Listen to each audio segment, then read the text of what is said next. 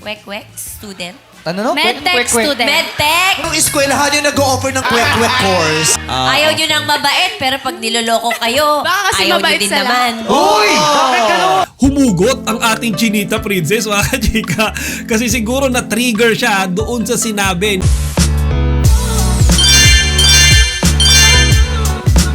Magandang araw mga kachika! Rigel po ulit ang inyong Chika Patrol.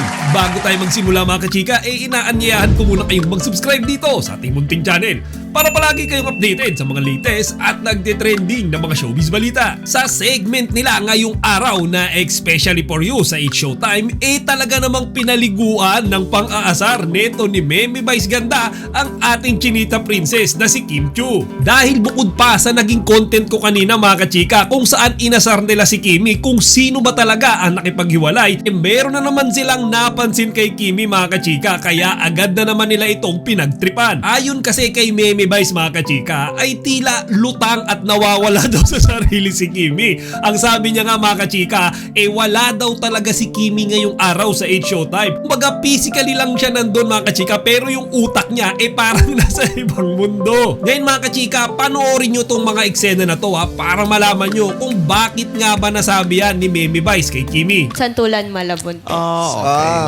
Parehong Bulacan. Metro Manila ang Malabon.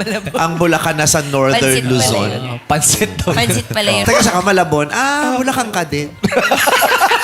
Ano course kayo darating si Kim Chiu? Wala na naman siya. Upset na naman. Wala. Di ba mga kachika, lutang na lutang si Kimi. Siguro dala na rin nung malalagaring schedule nung mga sunod-sunod nilang event ni Paolo Abilino. Kaya naman parang mentally exhausted ang ating Chinita Princess. Yung isa nga dyan mga kachika, yung usap-usapan ngayon. Nung nasabi ni Kimi na kwek-kwek na course ko mga kachika, yung dapat na medtech, nasabi niya ng kwek-kwek. Kaya tawa rin siya ng tawa mga kachika at humingi ng sorry. Kasi siguro mga kachika, na-realize niya rin sa sarili niya na talagang para siyang lutang nung binitawan niya yung tanong na yun. Ano? Kwek-kwek student? Ano no? Medtech student. Medtech! Kwek-kwek. Guy, kailan kayo darating si Kim? Hindi ko nga alam. Anong eskwelahan yung nag-o-offer ng kwek-kwek ng kwek-kwek course? Sana bumalik to si Kim, no? Oo nga, alam mo, nagbakasyon ata. Yan lang yan. Grabe yung kwek... Dito ako! Grabe yung kwek-kwek student, tapos lahat ng nag-aaral oral. Kim, patawarin mo ako.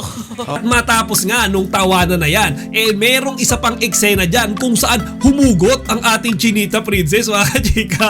Kasi siguro na-trigger siya doon sa sinabi nung isang contestant nila. Ayun kasi sa search nila na si Amber, ayaw daw niya sa lalaking mabait. Ngayon mga kachika, dito na humugot si Kimi. Ayon kay Kimi mga kachika, ayaw nyo sa lalaking mabait. Pero pag niloko kayo, ayaw nyo din naman. Panoorin nyo to mga kachika. Ayaw nyo nang mabait, pero pag niloloko kayo, Baka kasi ayaw nyo mabait din sila. naman. Uy! Bakit ganun? Bakit siya ganon? Bakit bad boy? Ganon. Ano yun yung nangyari kay ano? Kanino? Nicole. Nicole. Kay Nicole, kay Nicole. Hala! Ba't ko Ba't ganun?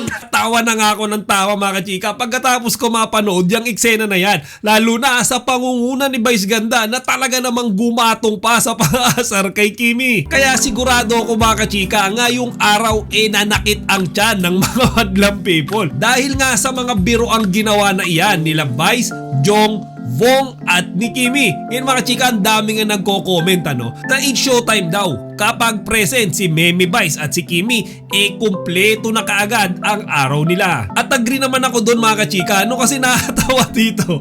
Etong si Meme Vice, ang bilis makaisip ng joke. At si Kimi naman, absorb lang siya ng absorb na parang hindi tinatablan. Lahat mga kachika, tinatawanan niya lang. Kaya perfect combination sila, perfect duo para magbigay ng saya sa madlang people. Kayong mga kachika, sang-ayon din ba kayo sa pagiging perfect combination ni Meme Vice at ni Kimi pagdating sa pagpapatawa? Kung oo, ilagay nyo rito sa comment section para mapag-usapan natin. Chika Patrol signing out! Huwag kalimutan mag-like, comment, and subscribe. Para sa iba pang mga celebrity news, i-click lamang ang mga videos na ito.